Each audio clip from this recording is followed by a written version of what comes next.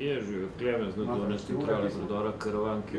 Jaz bi sam povedal, da imamo mi cesto pa vse tole zaprt. In kle po navodilah, da bi zdaj policija to pregledala, če je to res tunel prazen, da gre markiranti noter. Mi imamo zdaj zaprt, ampak to, da boste vi, da bo en šut vaših pogledati.